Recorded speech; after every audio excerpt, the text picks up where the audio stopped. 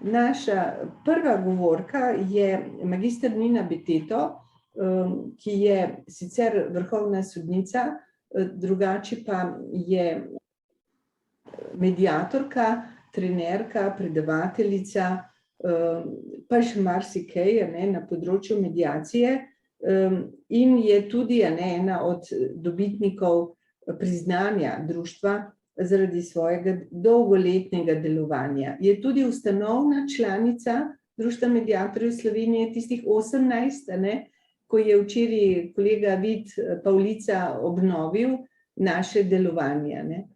Tako da prosim Nino, ki bo govorila o kvaliteti in o smernicah za trenerje.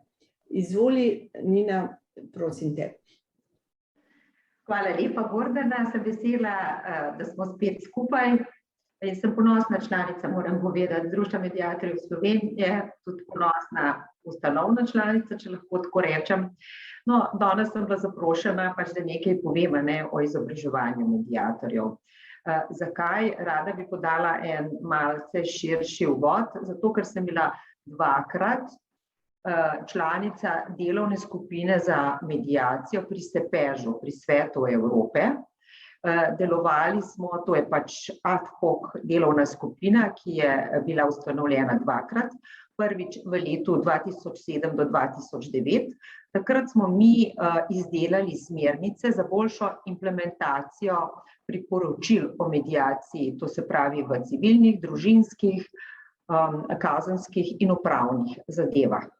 To je bilo v letih 2007-2009. Potem v drugem obdobju, to se pravi čas druge delovne skupine, pa od leta 2017 do 2019. Tukaj smo se pa usmerili bolj praktično, moram povedati, da je energija kar prekipevala, idej je bilo ogromno, tako da niti nismo uspeli vse realizirati in smo izdelali, del tega vidite pred sabo, delim z vami zaslon, izdelali smo različna orodja za mediacijo, Toolbox for Mediation, in poleg tega še druge stvari, ki niso vključene v ta Toolbox. Recimo omenila bi, kar se mi zdi mogoče najbolj kvalitetna zadeva, najbolj kvalitetno orodje, je priročnik za izdelavo zakona o mediaciji. In sicer tukaj ne gre za modelni zakon, ker tukaj že vemo, jih imamo celo vrsto, tako da se nam to ni zdelo smiselno, ampak pokrivamo celo vrsto institutov, stvari, ki naj bi bile urejene v zakonu o mediaciji, in potem so predlagane določene rešitve s praktičnimi primeri, kar se nam je zdelo dobra ali najboljša praksa iz različnih držav članic Sveta Evrope. Tako da je to za vse države, se mi zdi, tudi pri sprejemanju nove zakonodaje izredno koristen instrument, ta priročnik za izdelavo zakona. No, zdaj pa prehajam na ta orodja, Toolbox, v katerega je pa vključenih več stvari. Ne bom spet naštevala vsega, samo par stvari, ki se mi zdijo nekaj novega, neka dodana vrednost. Prva stvar, ki bi jo omenila, je priročnik oziroma neke smernice za sodnike v zvezi z napotitvijo na mediacijo. Se pravi, sodišču pridružena mediacija ali s sodiščem povezana mediacija, to se mi zdi izjemno koristno. Potem druga taka stvar, in to je bilo izdelano pa z svetom evropskih odvetnikov, CCBI, to je pa orodje mediacija za odvetnike. Vi veste, da odvetniki so eden od stebrov mediacije, tisti, ki lahko povzročijo, da se mediacija de facto uveljavi ali pa da pade, tako da je to zelo pomembna stvar, in sicer oboje, kadar so odvetniki mediatorji na eni strani in na drugi strani, kadar so stranke v mediaciji. Seveda pač različne kvalitete, lastnosti se pričakujejo od njih. Se pravi, to so samo nekaj stvari v tem toolboxu. No, ena stvar, ki pa naj bi par besed povedala o njih danes, je pa priporočila SEPEŽ-a oziroma Sveta Evrope, delovne skupine za mediacijo v zvezi z izobraževanjem mediatorjev. Tukaj, da vidimo, kje smo, ali so naša izobraževanja podobna temu, kar se tukaj priporoča, ali imamo nek nadstandard, ali ne dosegamo minimalnega standarda. Vse to so lahko vprašanja, ki se nam postavljajo. No, tukaj sem posebej ponosna. Prej sem omenila, da mediacija za odvetnike, ta del drug toolboxa, to je bilo izdelano s Svetom evropskih odvetnikov. To orodje, priporočilo za izobraževanje oziroma priporočilo za kurikulum, za trening mediatorjev je bilo pa izdelano skupaj z Mednarodnim inštitutom za mediacijo. AMI-jem, smo zelo vsebinsko sodelovali, kar se mi zdi, da je vsekakor daje še neko dodatno vrednost. Zdaj, če kar pogledamo, kaj se tukaj priporoča. Najprej neka načela, da naj bi seveda izobraževanje ne potekalo kar tako, da ne more biti to kar neki, ampak da moramo imeti določen program. Vsako izobraževanje mora imeti določeno strukturo. Pri metodi, ki jo uberemo, je treba seveda upoštevati tudi predznanje naših udeležencev.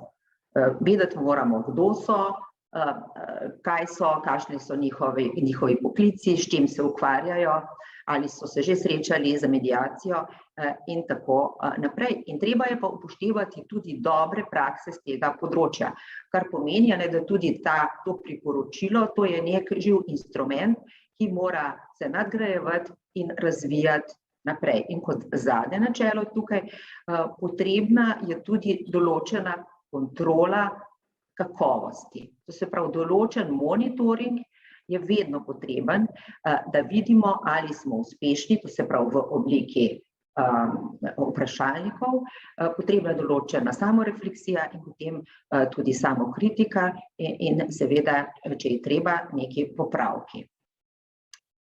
Vsebina zdaj treninga,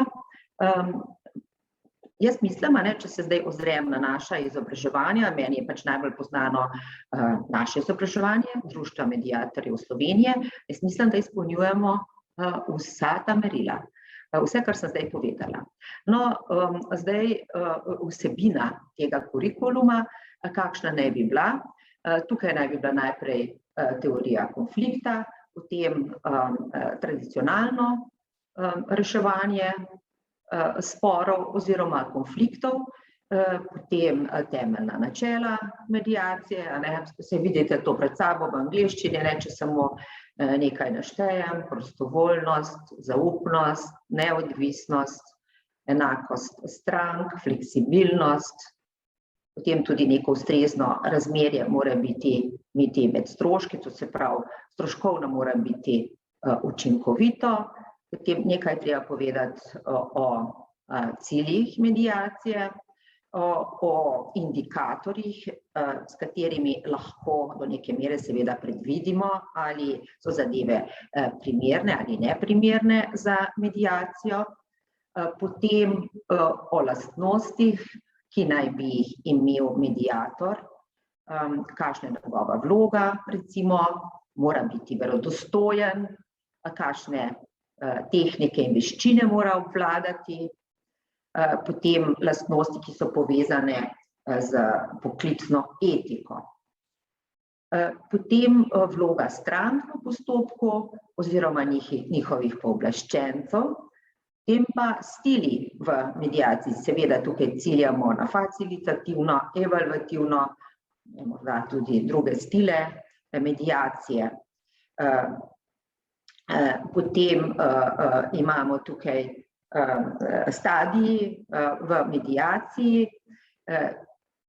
priprava na mediacijo, včasih to malo pozabljamo, potem je uvodni razgovor, faza raziskovanja, pogajanja in potem sklenitev sporazuma. Potem nekaj je treba vedeti tudi pač teorije, zadeve je treba uvrstiti v nek okvir, treba je poznati nekaj osnovnih pojmov o pravnem okviru mediacije,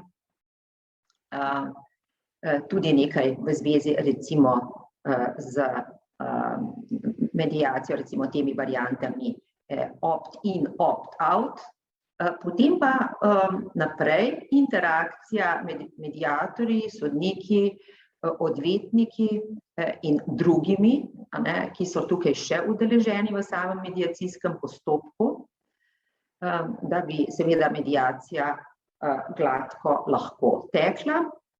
In potem pa še, kakšne so glavne razlike in posebnosti v mediaciji, seveda v civilnih, družinskih, kazenskih in upravnih zadevah.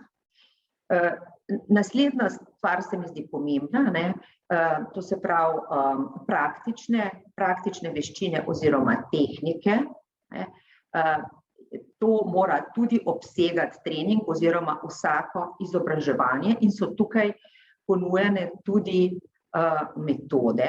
Se pravi, izobraževanje naj bi bilo sodelovalno, interaktivno in usmerjeno na udeležence. Treba je uporabljati različne učne metode, ne samo recimo predavanja, ampak tudi video, interaktivne vaje, individualno delo, skupinske diskusije, potem igre v parih, igranje vlog in tako naprej.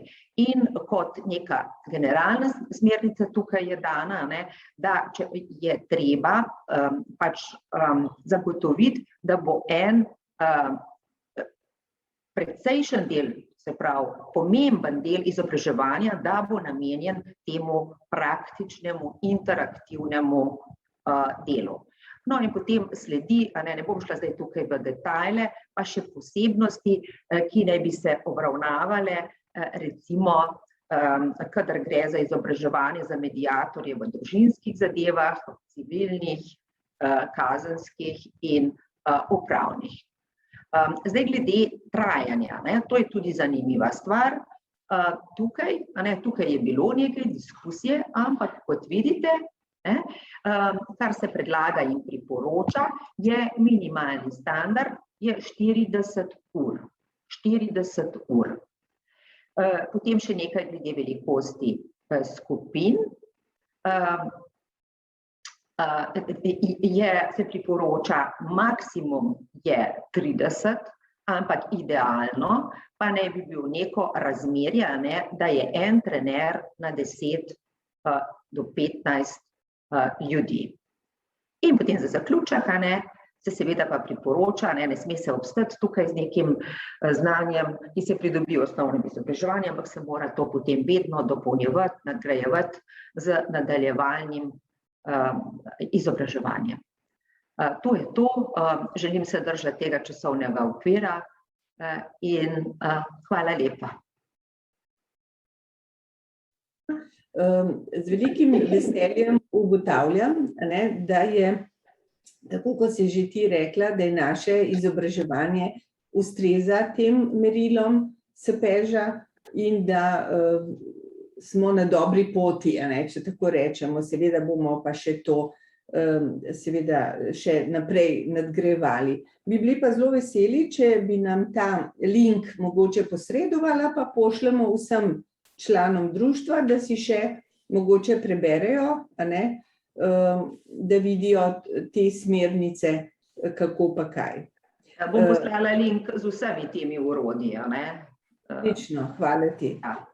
Še nekaj, naš upravni odbor je sprejel ta merila, da ko se vključujejo novi člani v društvo, dajo vlogo in dokazujejo, da izpolnjujejo pogoje za članstvo, dajo dokazilo, da so opravili minimalno 40-urno izobraževanje in program.